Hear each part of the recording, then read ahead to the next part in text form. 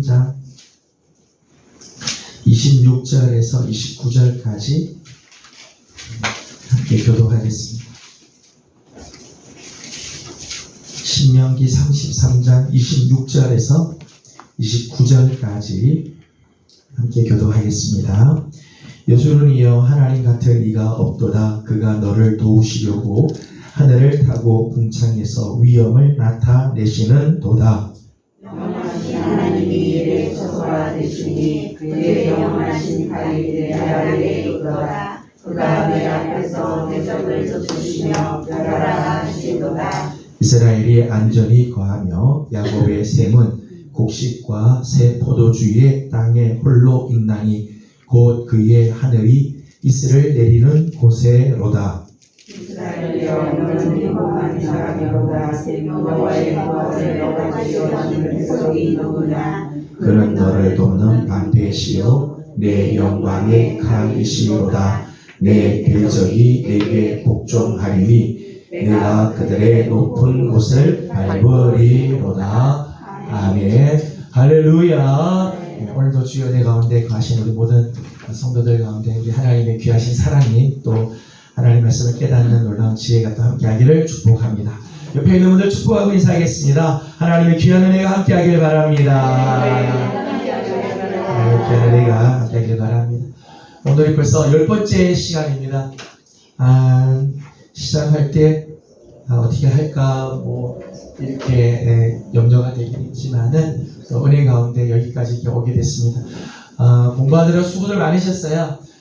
오늘까지만 하시면 다음 주부터는 이제 또 주요 기도회로 이제 시작이 되니까 그동안 수고 많이 하신 여러분들께 감사드립니다. 오늘은 10번 강의 이제 마지막 시간으로 이제 총정리를 이제 하는 시간을 갖도록 그렇게 하겠습니다. 시작하기 전에요. 우리 성경을 보면서요. 우리식으로 성경을 이해할 때가 있어요. 우리식으로. 현재식으로 이해한다든지 우리 한국식으로 성경을 이해할 때가 있습니다. 예를 들면 너는 드레핀 백합화를 보라. 우리는 백합화 하면 이 생각이 나잖아요. 백합화 하얗고 예쁜 드레핀 백합화. 이스라엘은 이렇게 드레핀 백합화가 이런 걸 거라고 생각을 하는데요. 실제로 이스라엘에서 말하는 백합화는요 이런 거예요. 양귀비 보신가요? 색깔이 붉고요. 그리고 백합화가 흰 백자보다는요 100백자를 맞다고 이렇게 이야기를 해요. 100백자. 그래서 그냥 드레핀 꽃을 그냥 백합화라고 이야기하는 거예요. 그래서 우리가 생각할 때 백합화 하면은 한국식으로 생각하는데 이렇게 되는 경우도 있어요. 시편 23편 보면 여호와는 내 목자시니 부족함이 없으리로다. 그가 나를 푸른 초장에 누이시고 쉴만한 물가로 인도하신다 그러잖아요. 푸른 초장을 우리 보통 이렇게 생각을 해요. 푸른 초장 그리고 시내가 있는 곳. 이스라엘 이런 데가 없어요. 이스라엘 실제로 가보면요 푸른 초장이 이런 거예요. 이 뭐가 풀이 어디 있나 이러잖아요. 듬성듬성 나있는 이런 걸 보고요. 푸른 초장. 시내는요 이게 시내예요. 시내가 여기 누이시고 그래요. 우리가 생각하는 거하고 사뭇 다른 부분들이 있죠. 그래서 성경을 볼 때 내 생각대로 보는 게 아니라 사실은 이스라엘의 형편들 그 시대의 모습들을 이제 보는 것이 굉장히 중요하죠. 우리가 그동안 이제 구약 성경을 우리가 많이 보긴 했지만 지도로 우리가 함께 보면서 이스라엘의 역사가 어떻게 지나왔는가를 우리가 함께 보았습니다. 창세기에 나오는 지명들이 있는데 이게 이제 굉장히 중요한 지명이고요. 이게 이제 구약에 이제 여러 번 이제 나오는 이제 지명들이기 때문에요. 한번 보도록 그렇게 하겠습니다. 여러분 가지고 있는 지도가 있죠. 여러분 보시면은 지도가 이렇게 밑자 지도가 있죠. 여러분 한번 표시를 한번 해보도록 그렇게 할게요. 맨 위에 아라랏이라는 곳이 있죠. 아라랏은 쭉 맨 윗부분에 아라랏이에요. 아라랏산. 지금 튀르키의 남서쪽에 있어요. 이게 아라랏산이에요. 이게 아라랏산 저기가 있는데 소아라랏 해발이요 한 5,490m인가 그 정도 돼요. 굉장히 높은 만년설이에요. 위는 늘 저렇게 눈이 있는 이 산이라고 합니다. 아라랏산은 뭐로 유명하죠? 노아의 방주가 아라랏산에 머물렀다고 하죠. 정확하게 잘 모르는데 탐험을 했는데 진짜 이름이 아라랏이고요. 탐험가들이 봤더니요 이런 게 있었어요. 아라랏산 중턱이에요. 이게 한 160m, 폭이 한 45m 정도 되면 큰 이제 모양이 이렇게 있어요. 마치 배가 이렇게 깔아앉은 것처럼 보여지는 이런 지형이 있어서 여기 노아의 방주가 아마 여기 있을 거라고 얘기하는데 그거는 가설 중에 하나고요. 하여튼 아라랏이라고 하는 곳을 이제 그렇게 사람들은 생각을 합니다. 저희가 아라랏이고요. 아라랏. 그 다음에 그 밑에 제가 점찍어 드린 데가 있죠. 점찍는 하란. 아라랏 밑에 저희가 점찍어 드렸나요? 네. 하란. 그 다음에 이쪽 편에 있는 거는 우루, 갈대아 우루. 그 다음에 여기는 다메섹.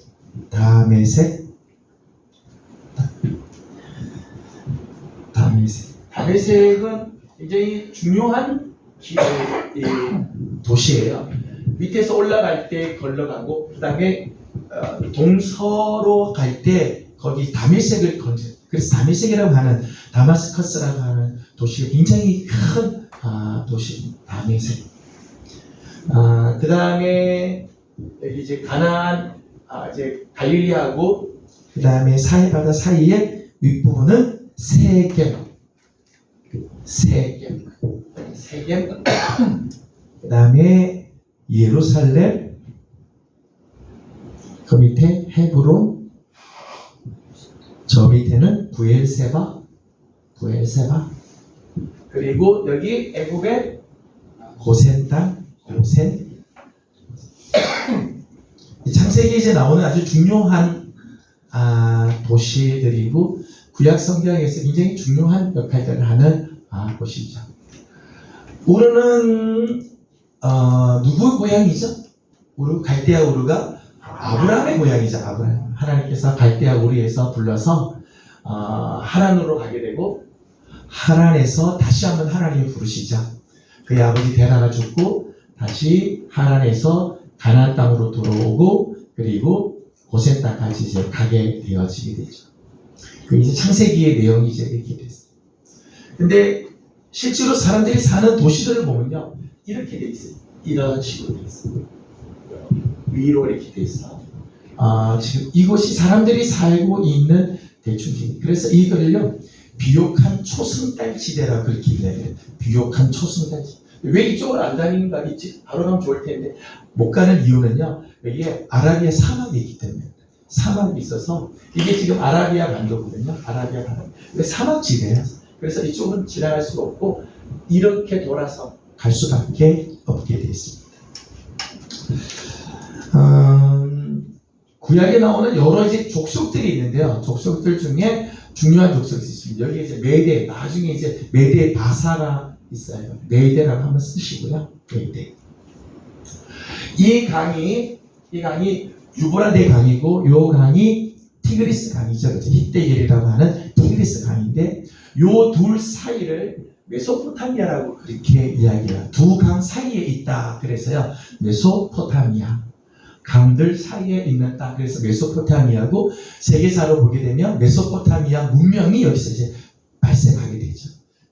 나일강 문명, 나일 문명, 메소포타미아 문명. 여기는 인더스 문명, 중국의 황하 문명. 그렇게 강을 중심으로 해서 문명이 발달하게 되죠. 메소포타미아가 가운데 있는데 이 강 사이에 유브라데 강 위쪽, 티그리스 강 밑에 쪽이 아수르 족속이 있었어요. 아수르.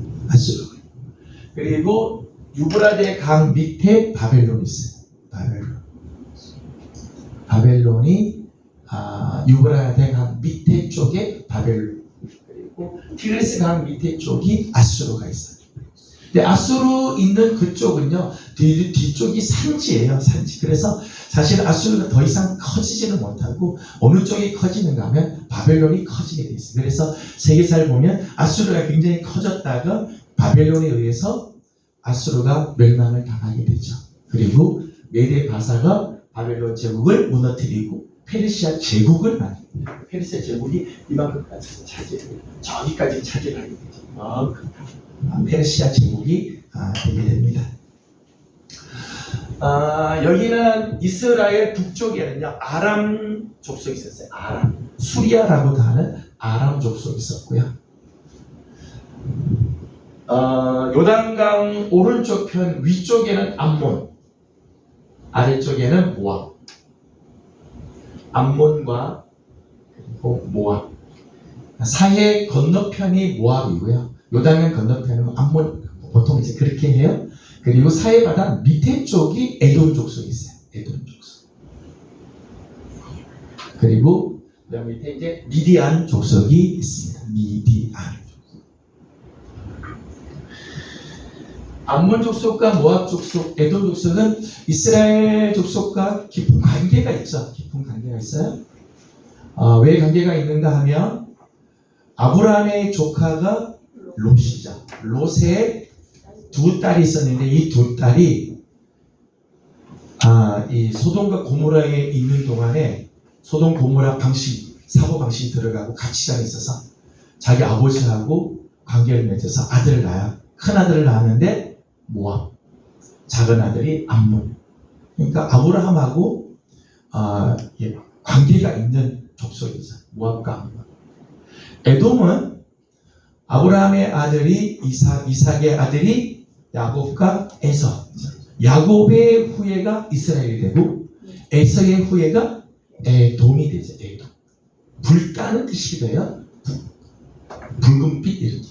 에돔이 여기 있게 돼요. 그래서 하나님께서 이스라엘 백성들이 에돔 지역을 지나갈 때 에돔 지역을 지나가지 말라고 했어요. 에돔 지역. 내가 너희들한테 에돔 땅 주지 않았다. 돌아서 가라서 가라는 뜻이 출애굽해서 에돔을 지나서 이렇게 올라가게 되어집니다. 이제까지 우리가 한번 공부해 본 건데요. 한번 여러분 지도에다가 한번 표시를 해보도록 그렇게 했습니다. 다음 거는요. 다음 이 페이지를 보시면은 지금 요거는요. 지금 현대 지금 지도예요. 지도에서 여기 이제 유브라데스강, 티그리스 강이 있고요. 지금 현재 요 지역은 이라크, 메데 바사, 페르시아 지역은 이란이 있고요. 그다음 아라비아 반도가 사우디아라비아가 있고요. 이스라엘 옆에 요르단, 위에 시리아, 레바논, 여기 애국, 이집트 이렇게 있습니다. 현대에는 지금 이런 식으로 이렇게 되고 저 위에 아라라 산이 있는 데가 이제 터키 되겠습니다. 현대에는 이제 이렇게 되어 있습니다. 여러분 이제 이 페이지 보시면은 구약의 우리가 이제까지 공부한 다 내용이에요. 구약의 내용을 12개의 이렇게 이제 이렇게 상징을 가지고 이제 표현을 한 거죠. 1번은 뭘까요? 1번은 이 지역에서 뭐가 있을까요? 창세기예요. 천지창조예요. 천지창조 쓰시면 되겠습니다. 천지창조. 천지창조를 해서 그 다음에 여기 아까 우리가 이제 갈대아 우르에 있었죠. 갈대아 우르에서 아브라함을 이제 만나서 하나님이 데리고 이제 가시잖아요. 천지창조부터 해서 갈대아 우르 아브라함을 만나는 여기까지가 이제 신학경지에서 바벨탑을 쌓는 사건이 있게 돼요. 거기까지 역사, 창세기 1장에서 11장까지를요, 원역사라고 해요. 써보자. 원역사. 성경이 기록한 역사 이전에 일어났다. 그래서요, 여기서부터 여기까지가 원역사라고 해요. 원역사. 그리고 여기서부터는 실질적으로는 역사시대라고 하죠. 역사시대가 쭉 이어집니다. 1번은 천지창조, 그리고 노아, 여기 큰 사건 천지창조, 그 다음에 아담의 타락, 그리고 노아 홍수, 바벨탑 사건. 네 가지가 아주 큰 사건이 요 사이에서 일어나게 되었죠. 그리고 저기 2번은 족장시대라고 써보겠습니다. 족장시대. 하나님께서 아브라함을 부르시고 아브라함, 이삭, 야곱 그리고 12지파들 하는 족장들이 하나님의 뜻을 쫓아서 가는 족장시대죠. 그래서 1번에서부터 2번 족장시대를 거쳐서 쭉 가서 가나안 땅을 통과하고 여기 애굽에까지 이집트까지 가는 여기가 창세기가 여기에 해당이 되겠죠. 그러니까 이제 창세기가 여기까지가 창세기. 3번은 뭘까요? 3번은 피라미드잖아요. 출애굽기죠. 출애굽. 3번에서 4번이 출애굽기가 여기서 쓰여진 거예요. 물론 이렇게 오진 않았죠. 이렇게 왔겠죠. 이렇게 왔을 텐데 하여튼 3번에서 4까지는 출애굽기. 4번은 뭐 같으세요? 4번은 십계명 돌판이죠. 여기가 써있는 책은 무슨 책일까요? 십계명 돌판과 관련된 책이요? 레위기. 창세기, 출애굽기, 레위기. 그 다음 5번은 텐트를 쳤습니다. 광야에서 텐트 생활을 했다 그래서요. 텐트를 그랬어요. 5번은 민수기. 광야 생활을 빙글빙글 돌고 마지막 여기 모압 평지에 왔습니다. 6번은 모압 평지에서 하나님의 말씀을 다시 한번 강론하죠. 여호와를 내 마음과 뜻과 힘을 다하여 주 너의 하나님을 사랑하라. 사랑이라는 표시로 했어요. 6번은 신명기죠. 신명기.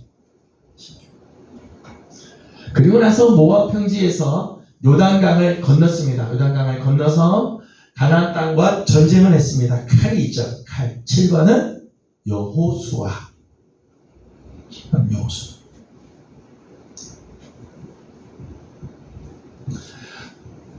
여호수아 시대가 지나고 나서 그 다음에 8번은 땅 두드리는 이게 있어요. 이게 뭘까요? 이거는 재판할 때 쓰는 거죠. 재판할 때 쓰는 건데 8번은 사사기예요.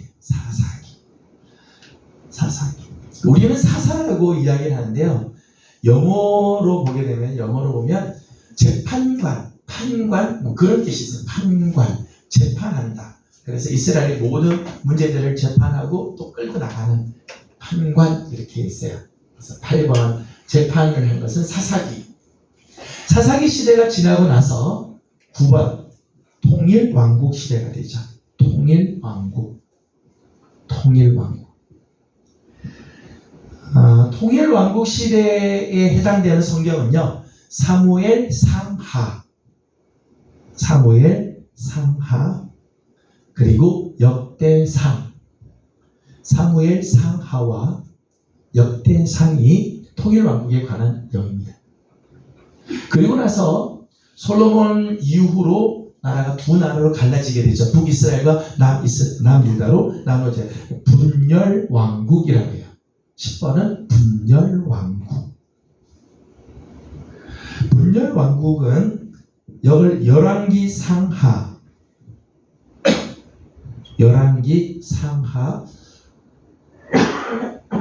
그리고 역대하.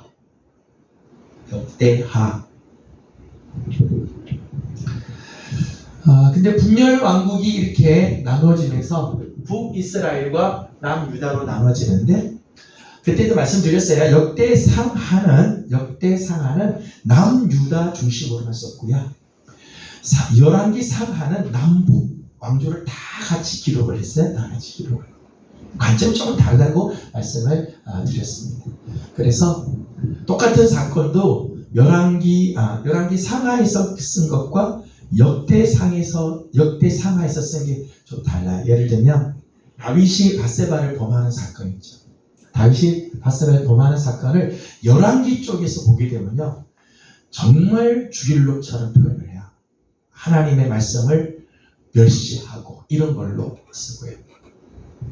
역대상에서는요. 밧세바 사건이 기록되긴 하지만은 그 다음 솔로몬이라고 하는 왕이 세워지는 과정으로 표현을 해요. 그러니까 같은 사건인데도 좀 다른 입장에서 쓰게 된 것을 보게 되죠. 그래서 북이스라엘은 나중에 포로로 잡혀갑니다. 어디로 포로로 잡혀가죠? 아수르에게 포로로 잡혀가겠어요. 아수르. 11번 위쪽은 아수르. 그 다음에 남유다는 어디로 포로로 잡혀가죠? 어디요? 바벨론. 북이스라엘은 아수르에게 멸망을 하고 포로로 잡혀가. 그리고 남유다는 바벨론으로 잡혀가서 포로가 됩니다. 그리고 바벨론이 아수르를 점령해서 이스라엘. 지금 제가 이 구약을 이렇게 보면서요, 두 왕국이 언제 하나가 되는가 하면요, 돌아올 때, 포로로 잡혀갔다 돌아올 때 둘이 하나가 돼요. 나눠지어서 각각 아수르로 가고 바벨론으로 가서 다시는 안 돌아올 것 같은데 하나님 역사하시니까요, 다시 예루살렘으로 돌아올 때는 두 남과 북이 하나가 돼서 같이 돌아오게 되어지죠. 여기 포로기 시대에 썼던 책이 있어요. 포로기 시대에 썼던 책은요, 에스겔과 다니엘서. 에스겔, 다니엘. 그리고 12번 고국으로 다시 돌아오죠. 고국으로 다시 돌아오는데, 돌아온 여기가 이제 예루살렘이 되겠죠. 예루살렘. 여기에서 쓴 책이 에스라, 느헤미야. 돌아올 때 쓴 책이 에스라, 느헤미야. 그리고 그 이후에 이제 재건을 위해서 여러 가지 이제 책들이 이제 나오게 되었습니다.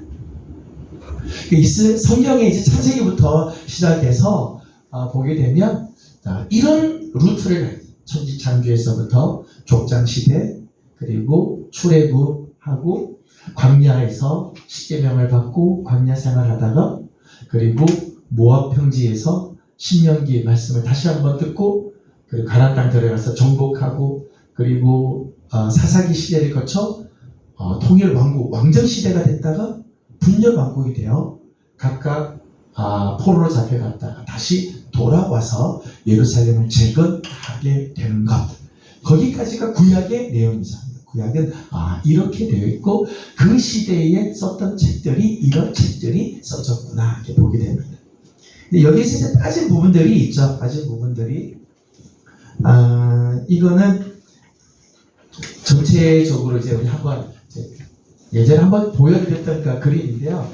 여러분한테는 없고요. 그냥 보시죠. 이게 창세기 4개의 사건에서부터 이렇게 해서 우리가 지금 다 본 부분들이에요. 이렇게 해서 성경에 이렇게 쭉 써져 있고, 그리고 마지막 예루살렘으로 다시 돌아오는 에스라 느헤미야서까지 있는 부분입니다.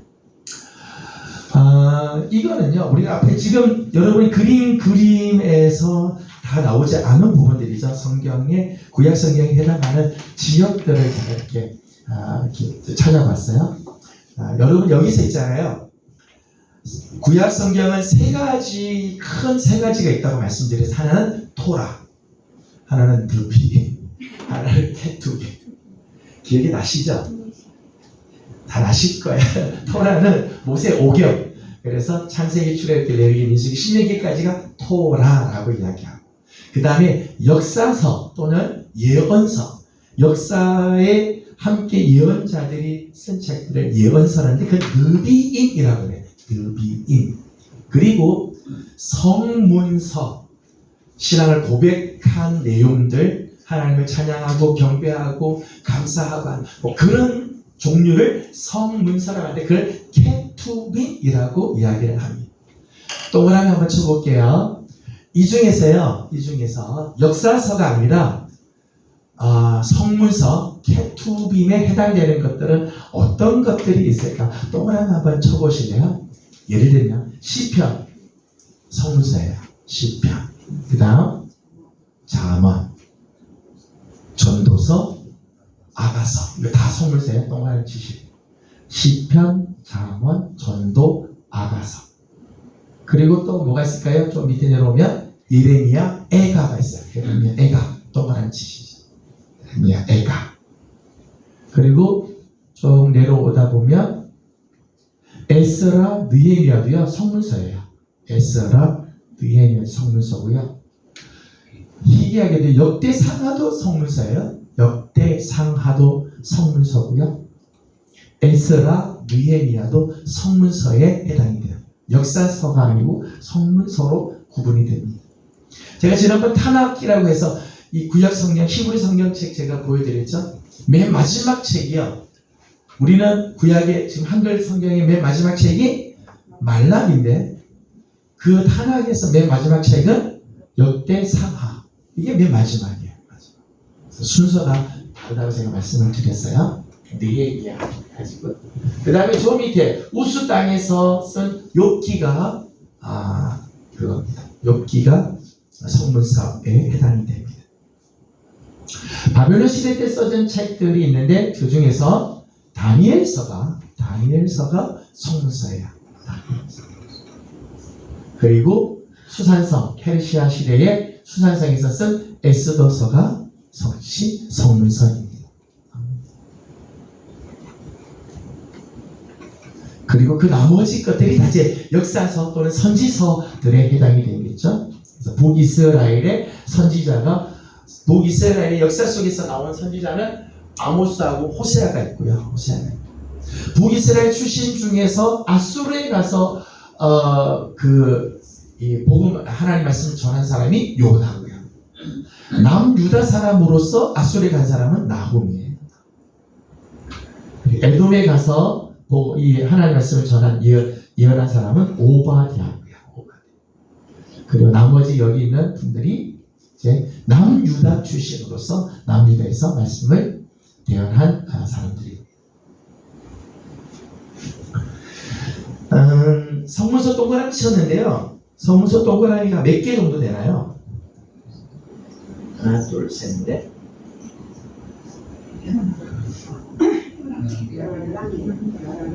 11개예요? 하나, 둘, 셋, 넷, 다섯, 여섯, 일곱, 여덟, 아홉, 열, 12개 아닌가요? 역대상하가 2개일까요? 12개죠, 그죠? 원래는 13개예요. 13개가 성문서에 해당돼요. 뭐가 빠졌을까요? 뭐가 하나가 빠졌어요. 원래 13개예요. 13개인데 뭐가 빠졌는가 하면요. 유대 땅 베들레헴에서요. 베들레헴에서 있었던 사건이 하나 있어요. 그걸 기록한 데가 룻기죠. 룻기. 여기다가요. 유다 밑에다가요. 베들레헴 가로 열고 룻기까지 해서 13개. 13개가 성문서에 해당이 되고요. 나머지가 예언서 또는 역사서에 해당이 되어지고 생각이 가물가물 나시죠? 이렇게 하니까요. 오늘 처음 배운 것처럼 이렇게 표정을 지시고 오늘은 다 정리하는 거니까요. 한번 해보시고 마지막 이거가 아마 마지막 오늘 총정리한 것만 보시면은 구약이 이제 어떻게 흘러가는지를 이제 볼 수 있을 겁니다. 그 다음 페이지 여러분 보시면 통일왕국, 왕국 통일시대가 이렇게 있습니다. 왕국 통일시대 너무 이게 작아가지고 2개로 이제 나눴어요. 이렇게 2개로 나눴는데 여러분 보시면서요. 여기에 예를 들면 스불론, 이사갈, 아셀 이스라엘 12지파들이잖아요. 여러분 지금 지도에서요. 이스라엘 12지파에 해당되는 걸 동그라미를 한번 쳐보시죠. 동그라미. 여기 보면은 뭐가 납달리, 아셀, 스불론, 이사갈 더 없고요. 그 다음에 여기 보면 에브라임도 있고 갓, 베냐민 찾으셨어요? 베냐민 저 밑에 유다 사해 옆에 유다 이렇게 저기 동그라미 다 치셨나요? 동그라미가 몇 개 정도 되세요? 6개. 6개요? 7개요? 하나, 아니 여러분 지도에서 본 게 하나, 둘, 셋, 넷, 다섯, 여섯, 일곱, 그리고 각 여기까지 여덟 개요. 예. 이스라엘은 몇 개의 지파죠? 모두 12지파죠. 빠진 게 있네요. 어디가 빠졌을까요? 시므온이 빠졌네요. 시므온은 어디 있는가 하면요. 시므온은 유다 밑에가 시므온.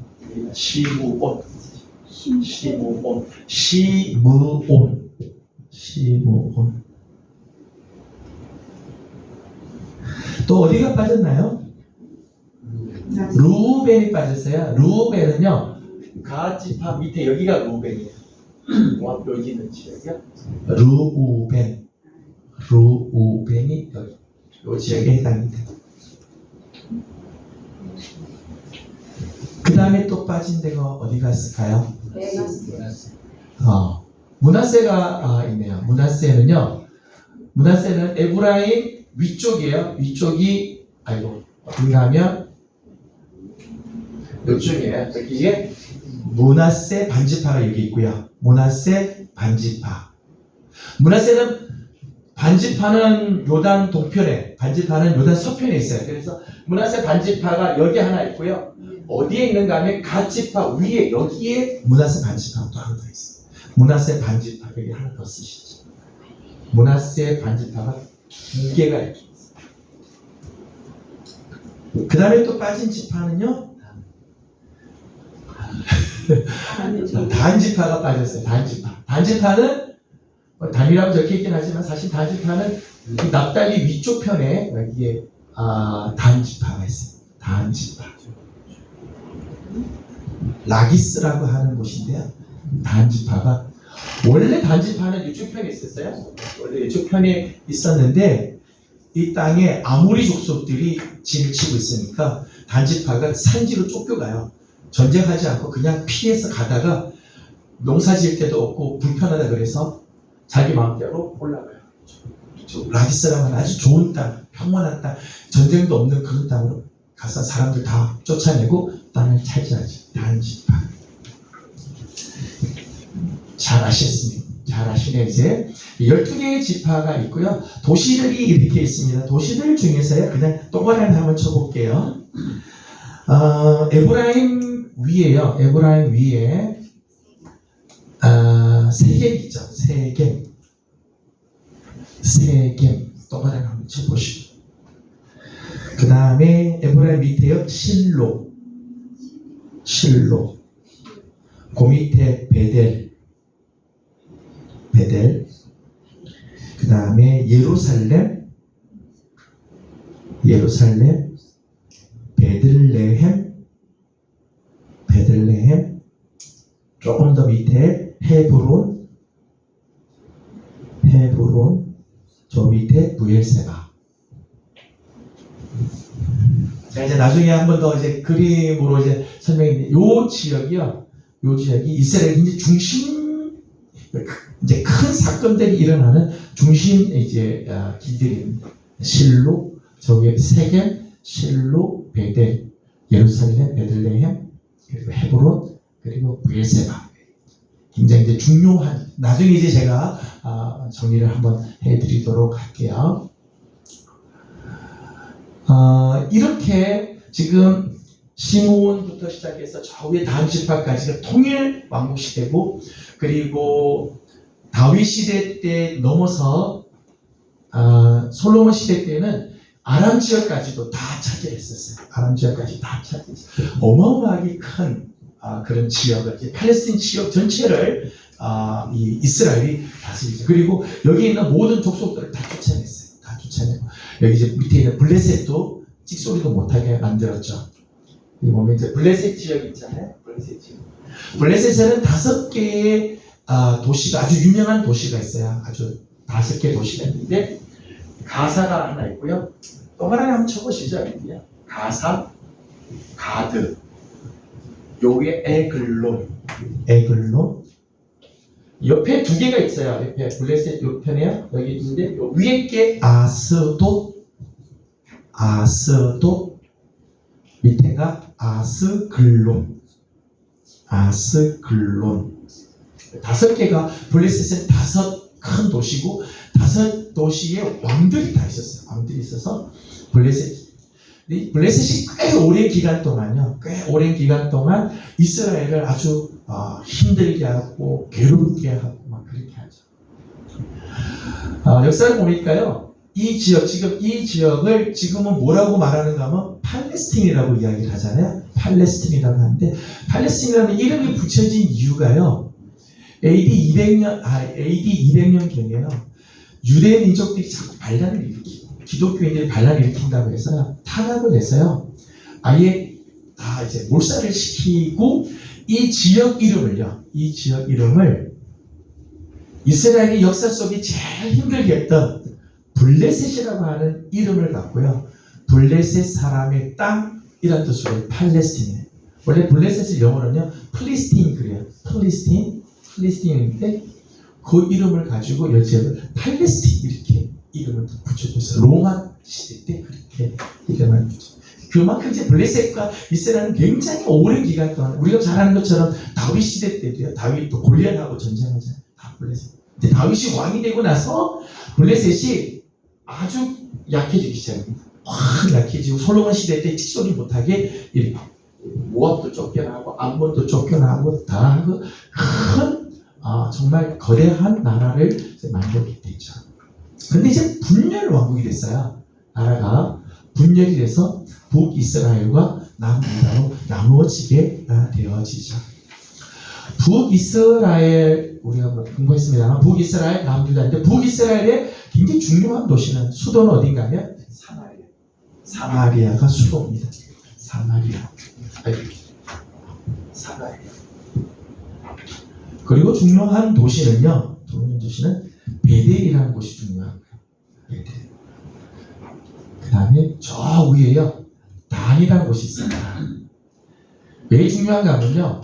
단과 베델에요. 단과 베델에 금송아지를 만들었어요. 여로보암이 단과 베델에다가 금송아지를 놔뒀습니다. 그리고 뭐라고 했는가 하면 6월절이 되거나 초막절이 되거나 맥추절이 되면 예루살렘으로 갈 필요 없다. 예루살렘에 보면 이제 밑에가 예루살렘에 있죠. 예루살렘이 여기 있는데 북이스라엘 사람들이 1년에 3번 정기적으로 꼭 가야 되는 절기가 있는데 이 절기 때 예루살렘을 자꾸 가게 되면 북이스라엘이 와해가 되거나 또는 예루살렘 남유다로 귀화할지 모르겠다 생각해서 어떻게 했는가 하면 여기 단과 베델에다가 금송아지를 놔두고 여호와 앞에 가려고 예루살렘 갈 필요 없다. 단이나 베델에 가서 금송아지를 했으면 여기서 제사를 드리면 된다. 그렇게 이게 여로보암이 하나님 앞에서 저지른 아주 치명적인 죄예요. 그리고 북이스라엘의 모든 19개 왕들은 다 이 여로보암의 죄를 쫓아가요. 다 따라가서. 그래서 북왕국이 큰 나라죠. 10개의 지파가 모여서 북왕국을 이루었는데 일찌감치 BC 722년에 아수르에게 멸망을 당하게 됩니다. 중요한 도시가 사마리아가 수도고요. 베델과 단. 세계도 아주 중요한 도시입니다. 세계. 그리고 남유다가 이렇게 있어요. 남유다가 노란색이 남유다인데 그 중요한 도시는 수도가 이제 예루살렘이고요. 예루살렘.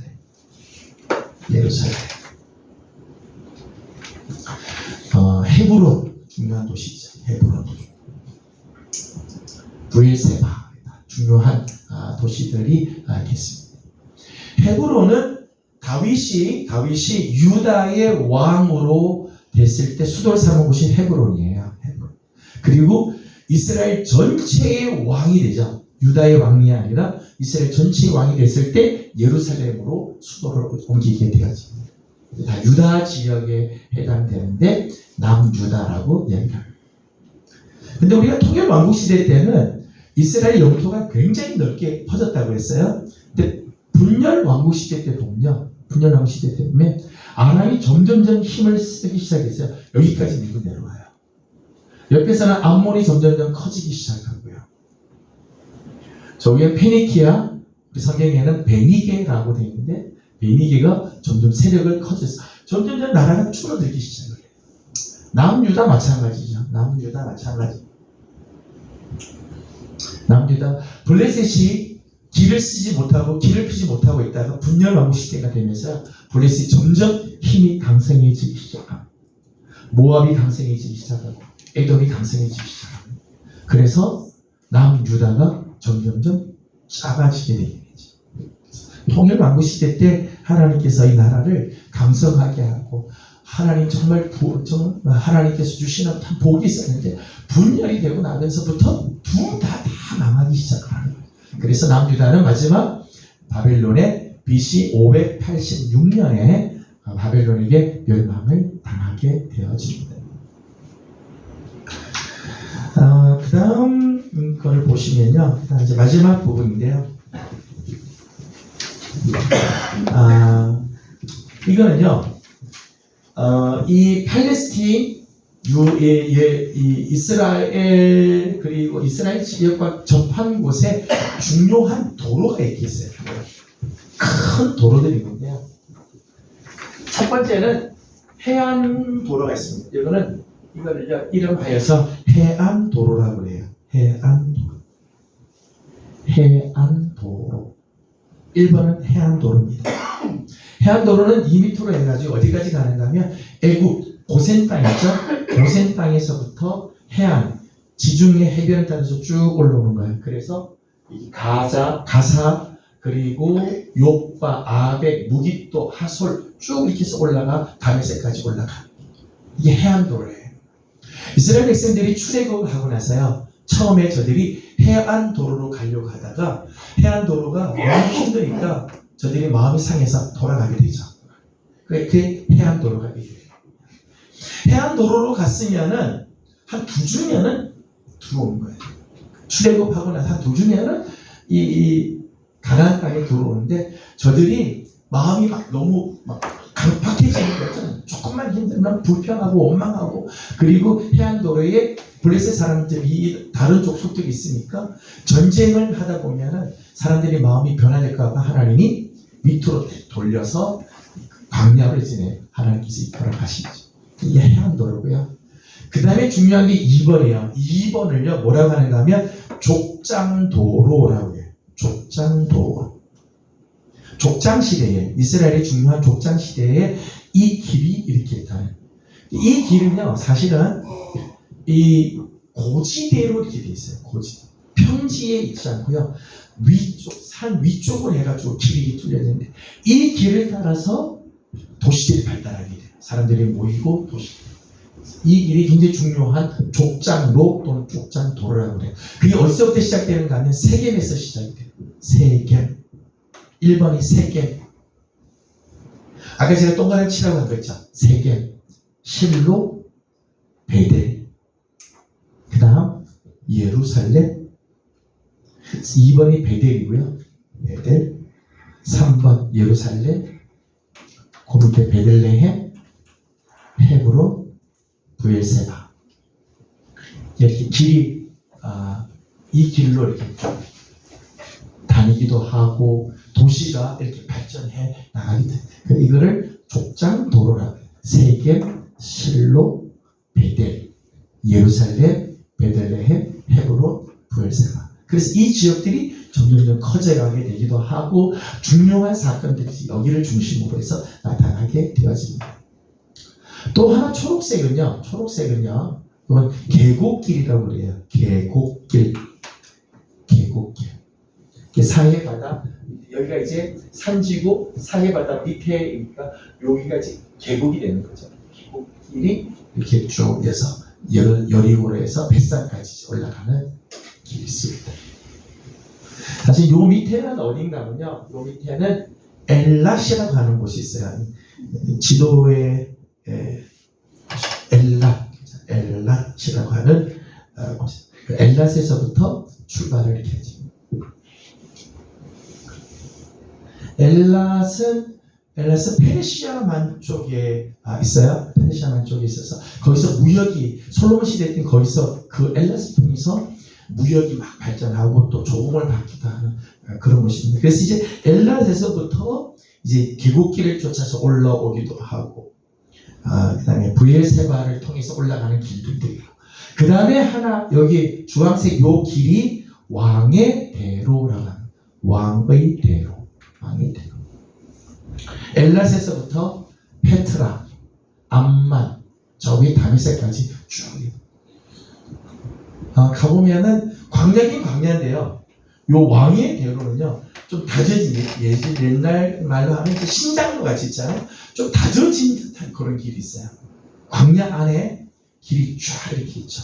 그 길을 따라서 무역을 하는 거죠. 쭉 올라가서 무역을 하고, 그리고 동서로 이제 나누는데, 이제 다메섹이 종착지죠. 이게 해안도로에서도 만나기도 하고요. 그리고 왕의 대로에서도 다메섹을 통과를 하게 되면서 다메섹이 굉장히 큰 도시로 가게 돼요.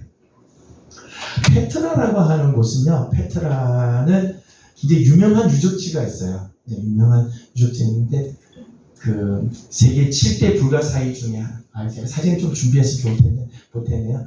그 계곡 안으로 들어가면요, 바위 계곡이 어마어마하게 큰 계곡인데, 그 안에 들어가면 그 안에 궁전 같은 걸 만들어냈어요.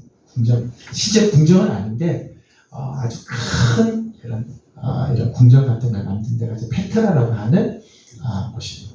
페트라 뜻이요, 반석이라는 뜻이에요. 베드로, 페트라, 다 반석이라는, 큰 바위 틈 사이로 이렇게 길이 묘하게 났는데 그 안쪽에 어마어마하게 큰 궁전 같은 걸 만들어요. 암마는 성경에는 욥박, 죄송합니다. 욥박 아니고요. 여기가 구약에는 뭐로 되어 있을까요? 구약에는 정말 뭐로 되어 있죠? 암만 요르단, 암몬의 수도예요. 암몬의 수도가 암만이죠. 암만. 여기가 작전이 생각이 안 나네요. 암만, 뭐죠? 암몬의 이제 라빠네요. 라빠라고 하는데, 암몬의 이 수도가 암만입니다. 그래서 이게 네 개의 큰 길이 이스라엘과 관련된 큰 길들로 되어 있습니다. 이렇게 해서 창세기부터 시작해서 이제 말라기까지 쭉 끝나게 돼요. 말라기가 BC의 한 4세기, 5세기 경에 기록이 된 거고요. 말라기부터 해서 세례 요한 때까지 약 400년 기간 동안요, 성경 기록이 되잖아요. 그 기간을 뭐라고 말하는가 하면, 그 기간을 중간기라고 해요. 신구약 중간기라고 해요. 말라기부터 예언의 말씀, 하나님의 말씀 끊겨지다가 언제 하나님의 말씀이 들려오는가 하면, 세례 요한 때 하나님의 말씀이 이제 드디어 다시 이제 나타나시죠. 그 기간을 중간기라고 이야기를 합니다. 중간기에 있었던 사건 한 가지만 이야기를 드릴게요. 요 중간기에 이거는 이제 전체적인 그림이네요, 그렇죠? 이렇게 시작을 하고 맨 위가 해안도로, 그리고 족장도로, 왕의 길 이렇게 있습니다. 전체적으로 이런 길로 이렇게 되어 있어요. 페르시아 제국이 왕성하다가 페르시아가 알렉산더라고 하는 그리스 헬라의 알렉산더에서 멸망이 돼요. 알렉산더가 나이가 30세 때예요. 이 천하를 통일을 해요. 아시아, 유럽, 아프리카 이 전체를 통일을 해요. 그래서 이게 어마어마한 이런 사건이 일어나게 되죠. 근데 알렉산더가 천하를 통일하고 나서 얼마 있지 않아서 33세에 죽어요. 죽고 나니까 나라들이 그 다음 세대의 장군들, 자식들에서 나라가 네 쪽으로 나눠지게 되고, 그래서 헬라가 점점 약해지기 시작해요. 근데 그 중에 셀류쿠스라고 하는 왕조가 있어요. 셀류쿠스. 헬라 알렉산더 이후에 셀류쿠스라고 하는 왕조가 있는데, 이 왕조가 굉장히 강한 왕조가 있었어요. 근데 그 셀류쿠스 왕조 중에 유명한 왕이 하나 있어요. 누군가 하면 안티오쿠스 에피파네스. 한번 적어볼까요? 안티오쿠스 에피파네스 또는 안티오쿠스 4세라고도 하기도 하고요. 안티오쿠스 에피파네스라. 셀루쿠스 제국의 이 왕인데 이 왕이 이 팔레스틴 이 지역을 이제 통치를 하게 되는 거죠. 통치를 하면서 이 안티오쿠스 4세가 뭘 했는가 두 가지를 했어요. 하나는 헬레니즘, 헬라의 문화를 심도록 했어요. 모든 자기가 통치하는 곳에 헬레니즘 문화를 심고, 그리고 특별히 예루살렘에요 성전을 모독하는 일을 했어요. 어떤 일을 했는가 하면 성전 안에 돼지를 가지고 제사를 드리게 했다는 거예요. 그러니까 구약 시대에는 부정한 짐승 중에 대표가 돼지인데 그 돼지를 이 예루살렘 성전 안에서 그걸 가지고 제사를 드리고 제우스 신상을 놔뒀다는 거예요. 이걸 보고 이스라엘 사람들이 가만히 있을 수가 없는 거죠. 그래서 막 저항 운동을 하고, 그리고 셀루쿠스 제국을 행해서 막 이 항쟁을 했습니다. 그 항쟁이 마카비 혁명이라고 이야기해요. 마카비 혁명. BC 167년에서 160년까지 160년까지 마카비 가문이 이 안티오쿠스와 전쟁을 해요. 그래서 예루살렘을 탈환합니다. 예루살렘 성전 안에 있는 이 제우스 신상, 돼지 잡아서 하는 이 것들 다 하고 성전을 정화를 시켜요. 성전 정화. 그래서 그 사건을 수전절이라고 해요. 수전절. 성전을 수리했다 그래서 수전절이라고 절기를 정했어요. 성전을 탈환하고 깨끗하게 정화한 사건, 수전절. 히브리어로는 하누카라고 해요. 하누카. 수전절 또는 하누카. 그렇게 해서 이 예루살렘 성전을 차지하게 됩니다. 성전을 차지하고 난 다음에 마카비의 마지막 아들이 시몬이라고 하는데, 마카비 시몬이 왕이 돼요. 왕이 되면서 이 시몬이 어떤 일을 했는가 하면요, 자기가 왕이면서 제사장직을 같이 겸해요. 왕과 제사장직을 같이 하나로 해서. 원래 이 마카비 가문이 제사장 가문이 아닌데 그냥 자기가 왕과 제사장을 겸직을 하게 됩니다. 겸직을. 그리고 세운 왕조가 하스몬 왕조예요. 하스몬 왕조는요, BC 142년에서 BC 63년까지 지속이 돼요. 이스라엘의 마지막 독립 왕조입니다. 그동안은 흐트러지고, 그리고 왕조가 예루살렘 들어오긴 하지만 왕조가 세워지지 못했는데 마지막 왕조가 하스몬 왕조예요. 하스몬 왕조가 맨 처음 시작되고, 이 왕조가 점점 커져서 이만큼까지 차지를 하게 됩니다.